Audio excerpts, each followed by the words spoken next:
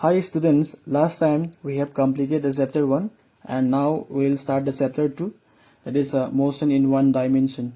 Okay, when you see the topic motion in one dimension, you have something idea. It means we are going to study about the motion, right?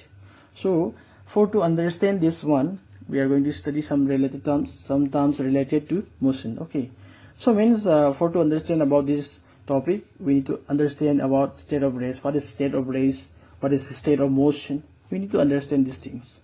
Okay, so let's start. Here it is a table. Okay, it is a table and you are going to put the ball here, right? So it is a ball and when I ask to you, this ball is in motion or not, you will say, sir, it is not in motion. Then why? What we will say? It is in rest. Okay, means when I apply again force here, okay, in this direction. Okay, when you apply force in this left side direction, then ball will start moving. So at the time you are going to say ball is in motion. So means ball is in rest or motion means what? How can we define?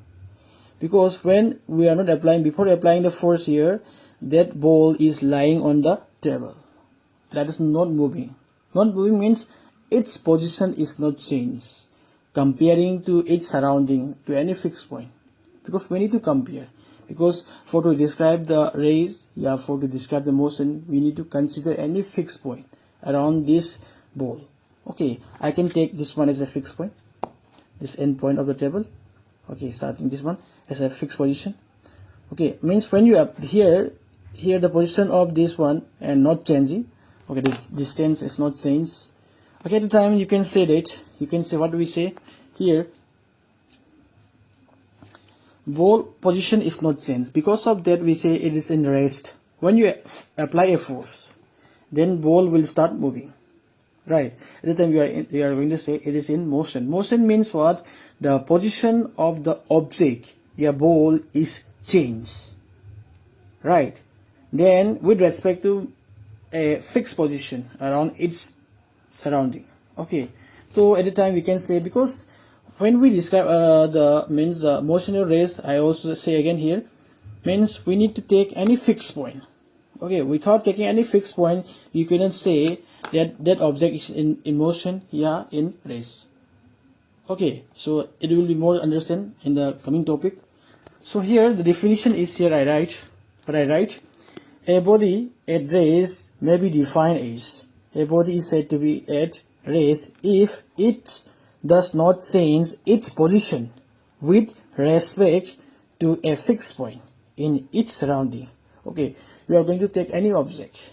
Okay. Around that object means its surrounding will be there, and from that surrounding you are going to consider any fixed point. That fixed point is what we call a reference point. When I say that fixed point is going to what? A reference point. Okay, I will describe it more. And again, here I just give the example, a book lying on the table. This book will continue to lie on the table without applying any force. If you apply a force, then the position of the book will change. If the position of the book is changed, then you can say it is in motion, right? Again, here a body means in motion. How can you define a body object is motion?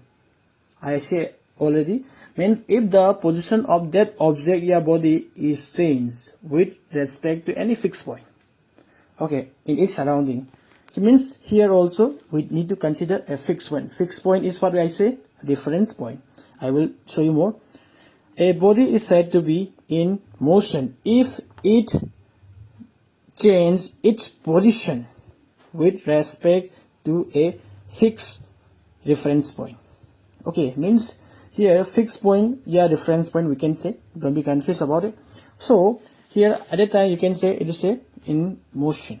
Okay, I'm just going to take 2 dimension. This is y-axis, positive y-axis, negative y-axis, it is x-axis. Okay, this is a negative x-axis. So means I am going to, this is a starting point. This starting point is what we call reference point. This is going to be fixed. Okay, reference point, yeah, fixed point, fixed point, yeah, means we can say a reference mark.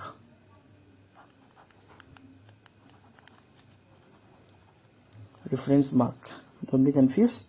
So means at the first time I keep the part, any object here, and after some time I just keep the object here. Okay, when you are going to define the position of this one, you are going to consider from this starting point, right? Means first time I just keep the object here, after some time means I just displace it. Means I just displace means what? I just give some forces here. After some time the object is lying here, so here the position of the object is changed, right? If the position of the object is changed, we can say it is motion, right?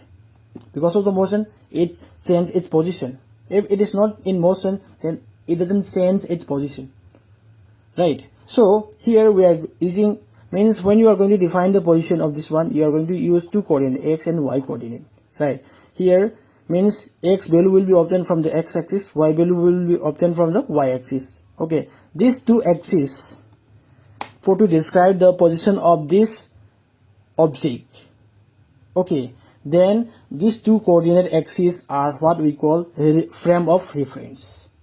Frame of reference, I will give you the definition here, don't be confused. Frame of reference. Okay, those coordinate axes that is used by the observer. I am the observer, right? Okay, and to describe the position of this object, yeah, particle, yeah, body. That two coordinate axes is what we call frame of reference. And a fixed point for to describe the position of this particle, this fixed point is what we call reference point. Okay, so I write the definition here. Frame of reference definition here. Frame of reference is a system of coordinate axes, right? X and y coordinate axis. That's why a system of coordinate axis is taken here, attached to the observer. It means that observer means when I'm standing here, where at this fixed point, these two coordinates are attached to that observer, right? That's why with respect to which the observer can describe the position, yeah, means velocity, yeah, acceleration. Means when the object is in motion, velocity will be coming out, acceleration will be coming out. Means when you describe the acceleration, yeah, velocity, you all need the, means that two coordinate axes. That two coordinate axis is what we call frame of reference. Okay, and definition of reference point is what? The fixed point, yeah, the point which is used to describe the position of the object, yeah, displacement, yeah, acceleration. That fixed point is what we called reference point. Okay, now we understand about the what means rays and motion. Okay, so before this one, again we can say in our universe there is no absolute rays or absolute motion. Okay, for this one also you need to understand it. Before this one, let's see something about, here is the reference point definition. Okay, and this one I have already said, reference point definition is here. You can see here the fixed point which is used to describe the position of an object is known as reference point. Okay, frame of reference definition I have already described it. This one is a fixed point, yeah, reference point, and these two coordinate axis is what we call frame of reference. Okay, now why are the question, another one is, why are the state of motion and rays is considered as relative? Means why we consider they are relative? They are relative means what? There is no absolute rays, there is no absolute motion. Means all these rays and motion are relative each other. Relative means they are interlinked, correlated. Okay, let's see, for to understand this one, let's see. This is, okay, Earth, right? This is Earth. I am keeping the ball here. Okay, and I'm standing here, and one person also standing here. Okay, and when you say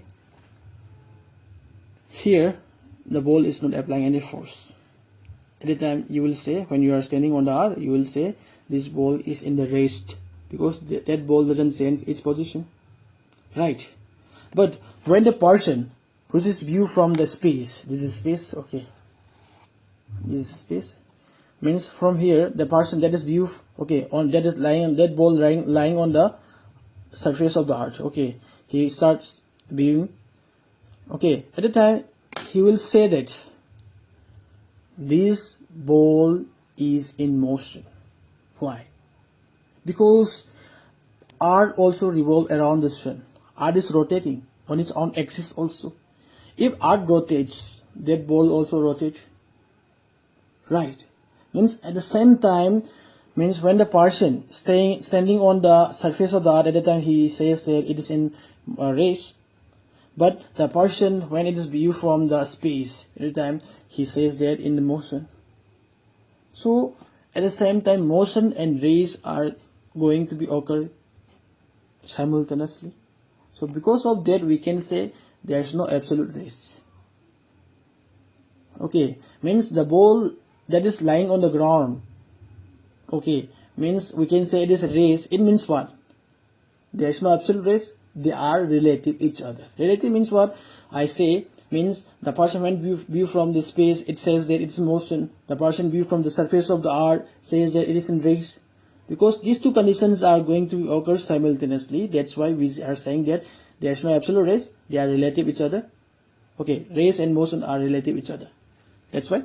And again say, we can say another is question is why the motion, why the race is going to be considered a relative. For to understand this one, I'm just going to be draw a train here. Okay, I'm sitting here and another person sitting behind me. So this train is moving. This train is moving. Okay, at a time I just compare with this person. Okay, this person I'm just taking as a reference point. At the time when I compare the person sitting inside the train, okay, at the time I'm say I'm in rest. Why? My position and that other person position is not changed, right? Still I'm also sitting, he also sitting, not change the position. Okay, again at the same time when you compare with the what person standing outside the train, means at platform. Okay, when at the platform the person is standing there, this train is still means running, that person is standing there in the platform. So at the time you will say you are in motion, because your position, because when your position and the person standing outside the train still changing. Because of changing, you and the person standing outside the train are, the distance is still means going increasing, right? So at the time, what is that? Motion also occurring, race also occurring, rest. Means when you compare with the person sitting inside the train, at the time you are saying that I'm in rest. And when you compare with the person standing outside the train, at the time you are saying that I'm in motion. So at the same time here also, means still the train is moving. Okay, at the time you are saying that motion is a relative. Why? Motion also occurring there and race also occurring there. That's why the term motion is a, what is a relative, not a absolute motion. Okay, now another one. Now we have discussed up to here. Now we have try to discuss about something about here, that is the means up to now we are discussing about physical quantity, right? Means what is that physical quantity? Physical quantity means those quantity which can be measured directly or indirectly, right? And when we try to express the physical quantity, we need two parameters. That two parameters is what? Numerical value and unit. Means after knowing that two parameters, we can easily describe the physical quantity. But up to now, knowing these two things we cannot describe some quantities. Okay, we need more quantity, we need more parameters. Okay, means let's see, when we when you are going to buy a mango, at the time you are going to take 4 kg or 5 kg, because 4 kg or 5 kg means what? It is a means 4 kg, right? I just write here 4 kg. Here 4 is a numerical value, kg is a unit. So means when you are going to consider the quantity, mass, length, okay, all these quantities you can easily define after knowing with these two parameters, numerical value and unit. But when you are going to find out displacement. Displacement means what? I am just going to here, standing here, and I am and this is the point A. I am start moving in this direction, and I just reach here B, and distance is 5 meters. Okay, when you are going to define, means I just move from the point A to the point B 5 meters in the I just take this is a northeast direction. Okay, and so you are going to define, I just move in the northeast direction about by 5 meters. Okay, so means without knowing the direction and about numerical value and unit, you can easily describe the displacement. Displacement means what? Displacement is what? The distance between the starting point and the initial point. That is the definition of the displacement.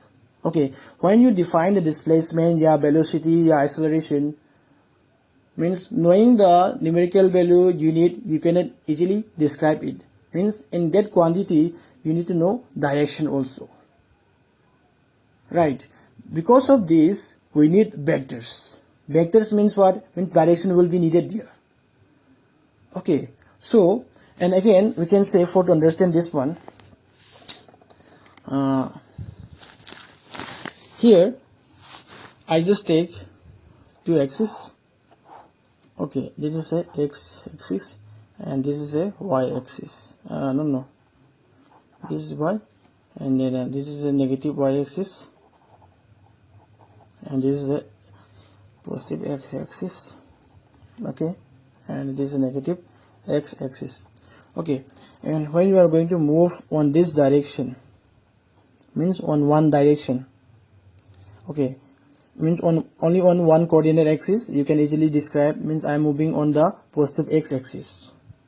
Or you can say, when you are moving in this direction, you can say I am just moving in the positive y axis, negative y axis, negative x axis. Means when you are going to move in only one coordinate axis, you can easily describe it. When you are going to move in this direction, so you cannot easily describe it, right? Means when we are going to move in two dimensions, the two dimension means two coordinate axes, at the time we cannot easily describe the position of the particles, object. So because of this we need vectors. If vectors is there, then you can easily describe the position of the particle. Okay, because of that we need vectors. Okay, when in two dimensions or in three dimensions, you cannot easily describe the direction of the object. Okay, because of this we need vectors. And again, based on the position direction, we divide the physical quantity into two types.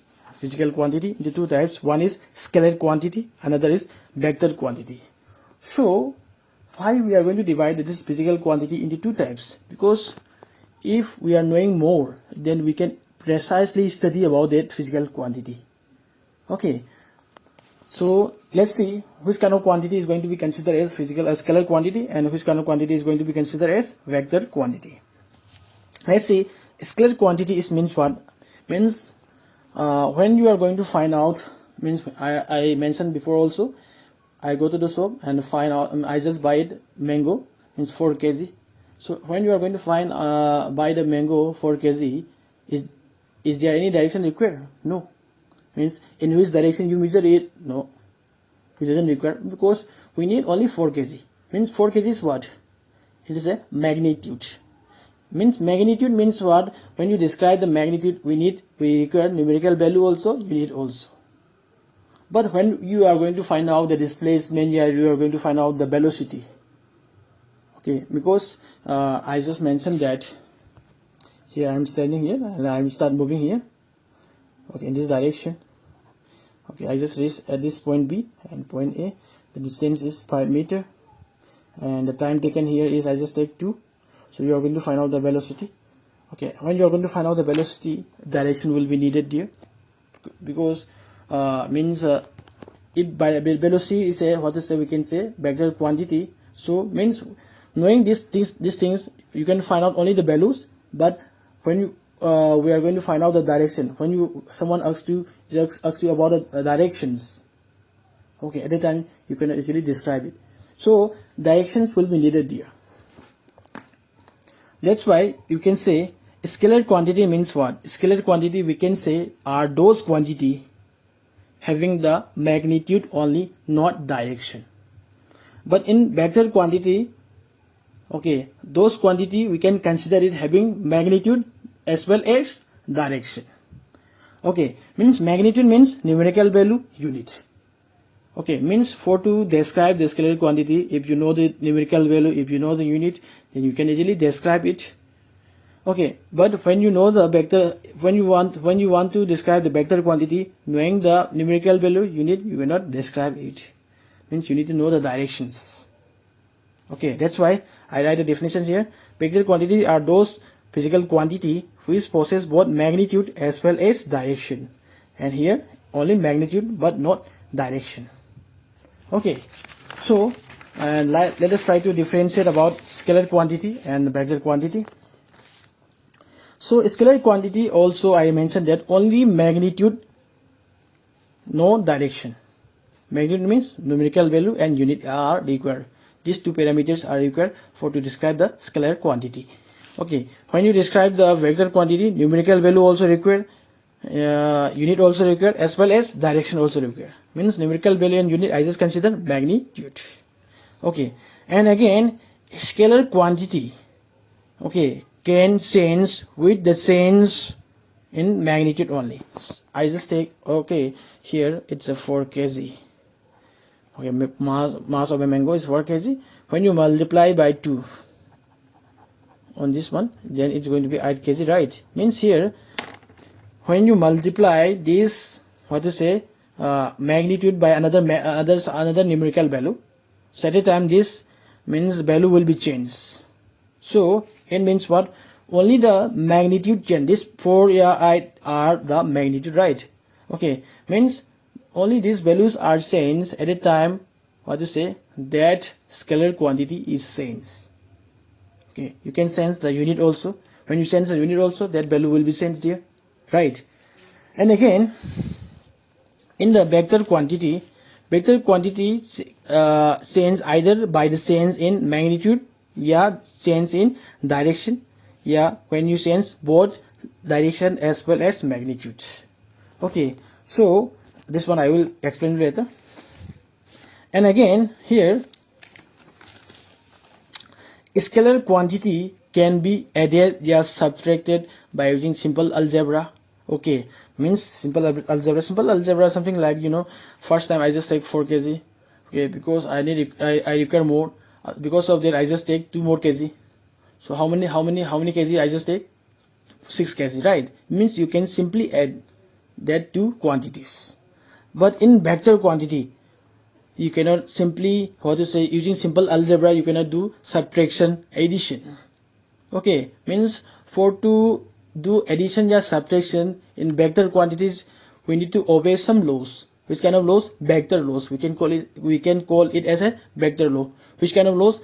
Parallelogram of vector addition, triangle law of vector addition. These kind of laws need to be followed. If they obey these laws, then they can be added. Okay, these kind of chapters will be discussed when you go to the higher classes. That's why I'm not discussing here. And here, scalar quantity can be represented by ordinary letter. Like, means you can use right here a, simply a, b. Okay, and in the vector quantity, for to represent it, we can use this ordinary letter.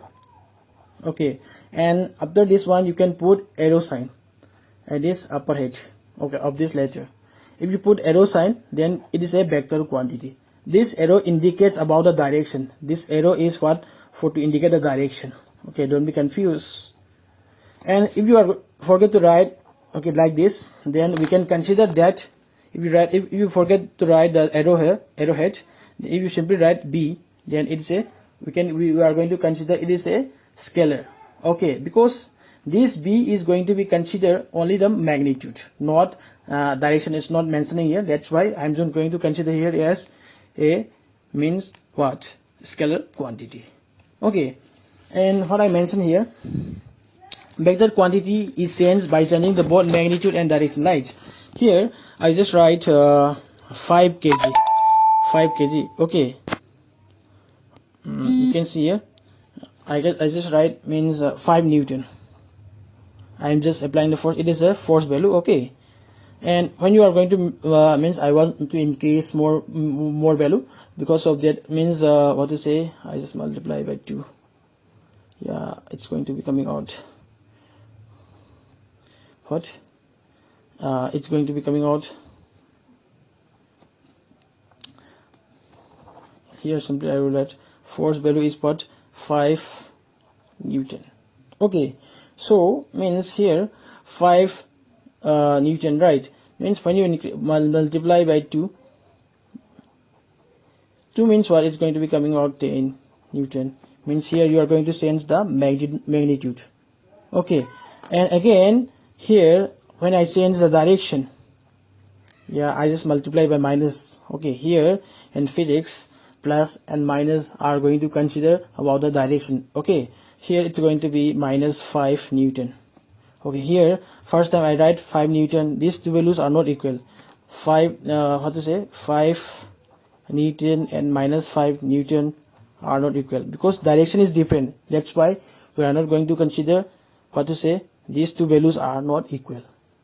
Means in vector quantity, when you change the direction, yeah, when you change the magnitude, yeah, as well when you change both magnitude and direction, that vector quantity is going to be changed.